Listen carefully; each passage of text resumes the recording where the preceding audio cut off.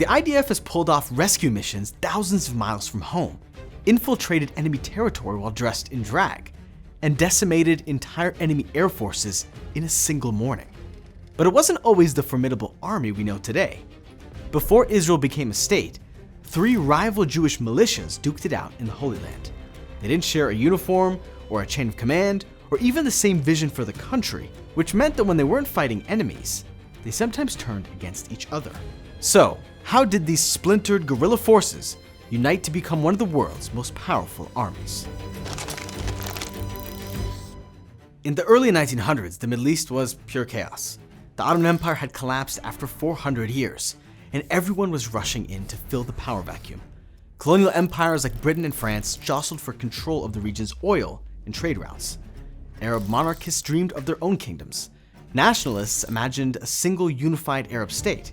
Bedouin tribes roamed the no-man's land between villages, often clashing with European soldiers. And Jewish communities kept cropping up as masses of Jews returned to their ancient homeland. Jews had always lived between the Jordan River and the Mediterranean Sea, second-class citizens in their own home. Not that things were much better elsewhere. Scattered across the world, Jews just didn't have the numbers or the power to defend themselves when trouble came knocking. But the world was changing. By the 20th century, concepts like nationalism and self-determination and basic human rights had trickled down to even the most oppressed communities. Ethnic minorities everywhere demanded the right to rule themselves, and the world's Jews were no different. Their flavor of nationalism had a name: Zionism. In short, the belief that Jews have the right to self-determination in their ancestral homeland. And so Zionists began flocking to that homeland, buying land, building communities, and reconnecting with their ancient roots as farmers and shepherds. But these shepherds and farmers weren't alone in Palestine. They were a growing Jewish minority in a majority Arab land. Unsurprisingly, there were tensions that sometimes became violent, because while the Jews saw themselves as returning to their ancestral homeland, many Arabs saw them as foreign invaders. At first, Palestine's small Jewish farming communities relied on hired guards to fend off attackers, until a Jewish immigrant from Russia upended everything. He pointed out that the Jews of Europe were forming self-defense squads to fight off pogroms. Why weren't the Jews of Palestine doing the same? After all, ancient Jews hadn't relied on outsiders to defend them. They fought for themselves, often ruthlessly. If Zionists wanted to reclaim their past, self-defense seemed like an obvious place to start. That's how Giora was born, the first Jewish self-defense squad in Palestine in 2,000 years. Named for an ancient Jewish rebel who stood up to the Roman Empire, Giora carried a defiant motto: "In blood and fire did Judea fall, in blood and fire shall Judea rise." Sadly, there would be a lot more blood and fire before Judea rose again, rebranded as the modern state of Israel. After World War I, the world was desperate to prevent another global disaster. A new international body, the League of Nations, handed control of Palestine to Britain. Their mission? Tame the Middle East. Keep the peace until Palestine's various groups learned to play nice. Once the natives had worked out how to rule themselves, the Brits would dip. It was a pretty condescending plan. But the Jews of Palestine initially welcomed British rule. As a condition of their mandate, they had even guaranteed a Jewish national home in Palestine. So they could be trusted to keep the peace, right? That delusion lasted for about a year. Local Arab leaders hadn't batted an eye when the first wave of Jewish immigrants showed up. These crazy Jews had paid good money for swampy, uninhabitable land. And as they drained the swamps, fought off malaria, planted orchards, and built industries, Palestine's economy began to boom. When the Brits showed up and started building railroads and health infrastructure, the population skyrocketed.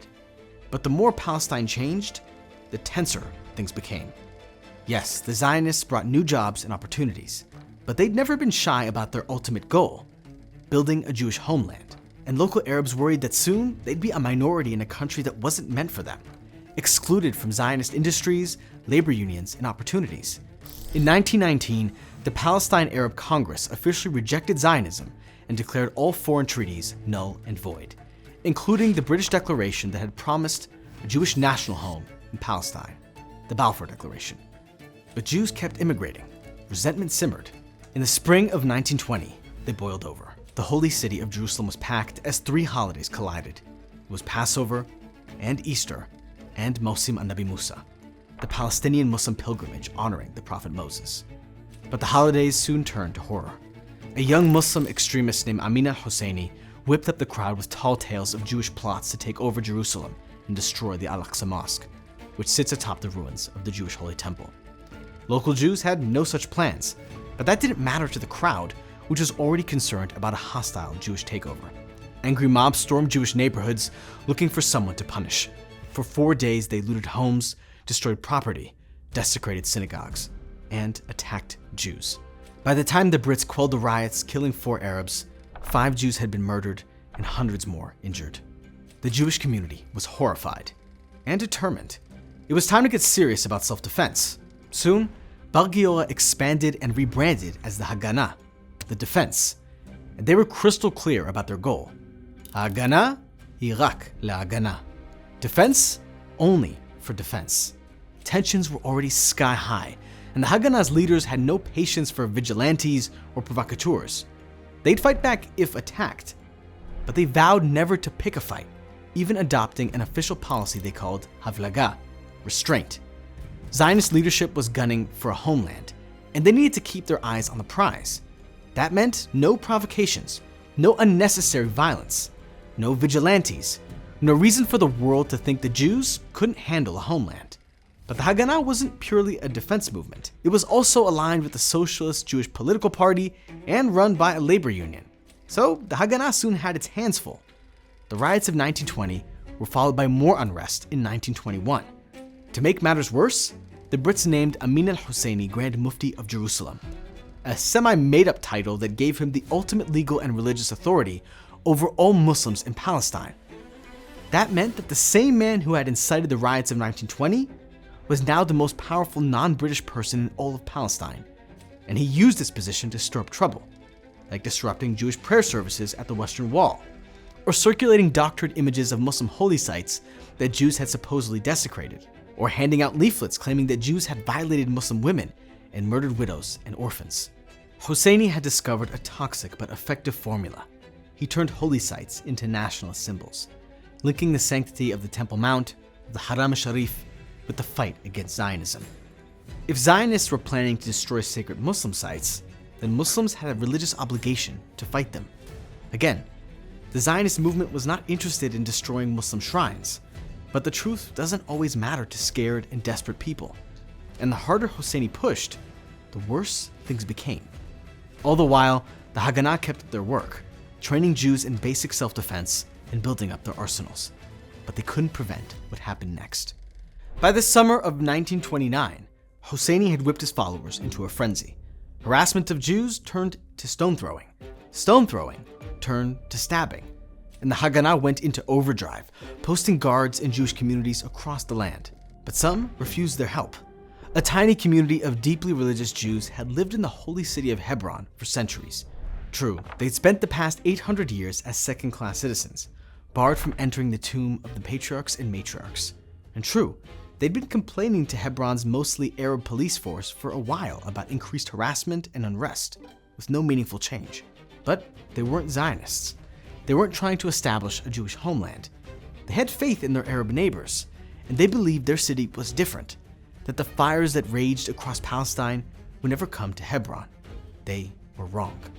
On August 23, 1929, the fire came to Hebron. What started as stone throwing devolved into one of the most gruesome massacres in Jewish history, claiming 67 lives. It took the British more than a week to restore order. But for the 133 Jews who had been slaughtered across the land, it was too little, too late. Angry murmurs began to ripple through the Haganah. How had this happened? And how could they stop it from happening again? Haganah leaders warned Palestine's Jews not to seek revenge, but they couldn't prevent a few people from taking matters into their own hands. Plus, after the riots of 1929, not everyone in the Haganah was on the same page about restraint. By 1931, the angry whispers had burst into open revolt. Commander Avram Tahomi had had enough.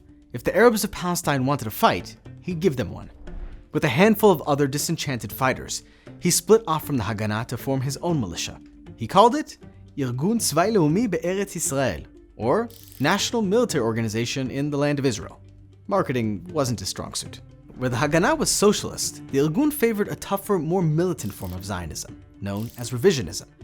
It wasn't so much that they wanted a fight, they just believed that they would never earn a state without one. So they chose a rifle as their emblem and the words Rakkach as their motto. Only thus, as in, only by taking up arms will we achieve our goals. I mean, kinda seems like they wanted to fight. For a few years, the Haganah and the Irgun operated side by side, but their uneasy truce wouldn't last forever. It was the worst possible time for internal squabbles. By 1935, the Jews of Europe were sounding the alarm. A new German chancellor was systematically stripping away their rights. The lucky ones read the writing on the wall and fled, swelling Palestine's Jewish population even further. The Arabs of Palestine were furious. The Brits had shown no interest in stopping Jewish immigration. The Jews had shown no sign of slowing down. And even though their little militias were technically illegal under British law, they just kept amassing weapons right under the Brits' noses. Arab leaders, including Amin al-Husseini, were convinced that it was only a matter of time before they turned those weapons on their Arab neighbors, unless those neighbors struck first. A local sheikh named Izzeddin al-Qassam had spent the past decade preaching armed struggle against both the Jews and the British. You might recognize that name. Hamas celebrated his legacy by naming their military wing and their makeshift rockets in his honor. Al-Qassam's militia, the Black Hand, roamed the countryside sabotaging British infrastructure, destroying property, and occasionally picking off Jewish civilians. When he fell to a British bullet, his followers carried on his memory. They took their revenge on 2 unarmed Jewish civilians. Most Zionist leaders pleaded for restraint, but there was a new game in town, and they were ready to show the world that Jewish life didn't come cheap. Within a day of the Black Hand's attack, these Jewish militants responded by murdering 2 unarmed and uninvolved Arab civilians. Palestine was on fire again, and this time, the fight would rage for 3 years. Eventually, this dark period would be known as the Great Revolt or the Palestinian Revolution. And there was nothing great about it once the Mufti got involved. His men silenced moderate Arab voices. He went after Brits and Jews, and even began robbing fellow Arabs in the name of revolution. And the Brits, who had promoted this guy in the first place, finally cracked down. The Grand Mufti escaped the Holy Land under the cover of darkness. But other Arab leaders weren't as lucky. In their zeal to quash the revolt, the Brits deported basically every Arab leader they could find, including the moderates whose politics couldn't have been further from Husseini's. Arab Palestine was now in the grip of extremists. From his exile in Lebanon, the Grand Mufti urged his followers to keep up the fight. They blew up public places, burned down parts of the airport, assassinated British officials, shot Jews in the street. But unlike their exiled leader, they bore the brunt of the vicious consequences. Because the Brits had had enough. They quashed the revolt using all the awful tactics you can imagine, and a few you probably can't. Collective punishment, 23-hour curfews, heavy fines, house demolitions, summary executions, the list goes on. And they had an assist from the Haganah. An eccentric British officer formed the all-Jewish special night squads to carry out the covert, risky missions that British soldiers didn't want to take on. Many of the IDF's greatest fighters got their start in these squads, including the legendary one-eyed future Minister of Defense and IDF Chief of Staff, Moshe Dayan. But remember, the Haganah wasn't the only game in town. So while Haganah fighters worked with the British Army, the Irgun was taking matters into its own hands. They matched the Arab fighters bullet for bullet, blast for blast. In the final years of the revolt, the Irgun indiscriminately targeted Arab civilians. When 3 young Irgun men ambushed a bus full of Arab civilians, the Brits really lost their cool. They had had their hands full with the Arab revolt. They didn't need Jewish militias wreaking havoc too. They wanted to make an example of the Irgun. The Brits hanged one of the Irgun fighters who was involved, hoping to send a message. Let us take care of the revolt. But the Irgun had no intention of letting the Brits take care of anything, especially not after the Brits had hanged one of their own. The Brits had just made a vicious enemy, and the Irgun vowed to fight them with everything they had, even as they planned attacks and reprisals against Palestine's Arabs. Most Zionist leaders were aghast. Again and again, they urged restraint, but the Irgun was getting tired of hearing it. This was war, and if the enemy wanted to fight dirty, well, so would the Jews. The Brits managed to quell the revolt in 1939. But by that time, Palestine's Arab society had been hollowed out. The elites had fled or been exiled. The poor were left behind to deal with the withered crops, the shattered economy, and the constant infighting. And the body count was staggering. Between 5,000 and 8,000 Arabs were gone. at least 250 at the hands of the Irgun. Thousands of miles away, another fight was brewing, and this one threatened to engulf the whole world. Germany was rattling its sabers, and the British had to prepare for the worst case scenario. If war broke out, they would need to defend their assets in the Middle East. The last thing they needed was a German-Arab alliance that would provide Hitler with oil and access to trade routes, like the Suez Canal, which meant that they had to find a way to somehow pacify the Arab world, even though they had just brutally crushed an Arab rebellion. Their only hope of placating the Arab leaders was to limit Jewish immigration to Palestine. So just a few months before World War II erupted, the British published their infamous White Paper, which declared that only 15,000 Jews would be allowed into Palestine each year for the next 5 years. When that deadline expired, well, who could say? Roughly 9.5 million Jews lived in Europe at the time. Soon, most would be clamoring to escape. All around the world, doors slammed shut in their faces. And the one place that wanted them, that welcomed them, was now barred to them too. The Brits were serious about stopping Jewish immigration, and they didn't hesitate to turn away ships full of desperate refugees. The Haganah and the Irgun alike were furious. The White Paper was, quite literally, an execution warrant for the Jews of Europe. But as country after country fell to the Nazi machine, both the Irgun and the Haganah recognized that the Allied powers were their only hope against Hitler. So even as both militias illegally smuggled Jews into Palestine right under the Brits' noses, many Haganah fighters enlisted in the British army, eager to pick off Nazis. The leader of the Haganah summarized this contradictory position. We must fight the war as if there were no White Paper, and fight the White Paper as if there were no war. But not everyone agreed with these priorities. The Irgun was full of big personalities, and Avraham Stern may have been the biggest of them all. When he wasn't fighting the Brits or the Arabs, he was writing militant poetry about the cause. As he saw it, the Brits were even worse than the Nazis. Sure, the Nazis were anti-Semites. No one was disputing that. But it was the British who were actively occupying the Jewish homeland, blocking the creation of a Jewish state, and preventing Jews from advancing Jewish interests on the international stage. For Stern, this seemed like a far worse crime than merely hating Jews or taking Jewish lives. He absolutely refused to cooperate with the British, and he was disgusted at the Irgun for even considering it. So, in 1940, the splinter faction splintered once again, as Stern created his own militia. He called his new group Lehi, an acronym that translates to Fighters for the Freedom for Israel. Though critics, including most of the Zionist establishment, knew them as the Stern Gang. Because Lehi attracted the most hardcore, hardline ideologues from across the political spectrum. It wasn't a big movement, roughly 1,300 people, give or take a few hundred. There were only 2 requirements to join. The first was a serious axe to grind with the Brits. The second was a lack of squeamishness. If they had to rob banks to raise money for weapons, then they'd rob banks. If the Brits insisted on this disastrous immigration quota, then Lehi would make their lives hell. They had no problem with assassinations or sabotage, and they had some unconventional ideas about how to get things done, like reaching out to the Axis powers. No, I'm totally serious. In 1940, this super fringe, tiny, hardline Jewish militia in Palestine actually tried to make contact with the Third Reich in fascist Italy, offering a bizarre quid pro quo. Lehi had more or less opened another front against the Brits already, but if the Nazis let all the Jews of Europe leave for Palestine, Lehi would redouble their efforts. As far as they were concerned, the British had no place in the Jewish homeland. Stern's offer wasn't quite as insane as it sounds. In 1940, the Nazis hadn't yet arrived at the so-called final solution. Until 1941, their official answer to the Jewish question was, let's send them somewhere far, far away. Palestine certainly fit the bill, but the Third Reich never answered Lehi's proposal. And within the year, they'd arrived at a new and devastating strategy to rid Europe of its Jews: mass slaughter.